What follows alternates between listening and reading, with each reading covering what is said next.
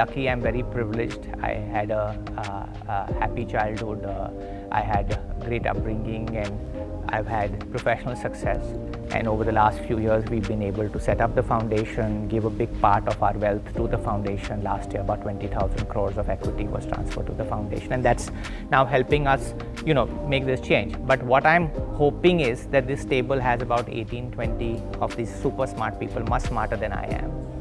So in 2047, that it will not be 20 and 1, it will be 20 of you multiplying 20 more. So that time we'll have 400 getting impacted. I'm saying is that with you 20 geniuses, you all can make, much bigger multiplier effect, and hopefully we can be a bandwagon where the most capable, which all of you are part of, will also become the most responsible if we can all work together for something beyond ourselves. So I have something people would say is rather radical, but I think India is a country that has a lot of potential. So we have a young population, we have a population that is growing at a rapid rate, and I think our population is a very curious population.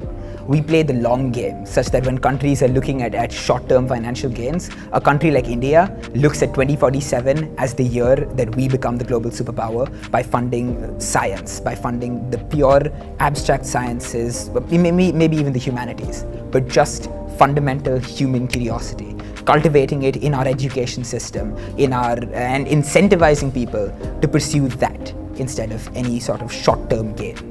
So look towards the future, not now. When we look at India in 2047, one thing that should be established by then is India increasing its educational capacity. And by the time of 2047, when we have the educational capacity to facilitate the different fields, right from engineering to medical to real estate to everything in India, where we have students from other countries looking to study here and gain the exposure to revolutionize different fields, that is something that by 2047 we could anticipate with the potential. I believe that by 2047, alongside the conventional education, skill-based learning should also be emphasized. India has come a long way from 1947, and when I think about it completing 100 years of independence, what comes to my mind is a global leader. When I think of India completing 100 years in 2047, I think about a nation that is not just growing but thriving. It is also important to notice the fact about the impact that you've made, the hearts that you've touched, and by proper funding and collaboration in these fields, we can ensure that India is not just going with flow of the rest of the world, but it is leading it.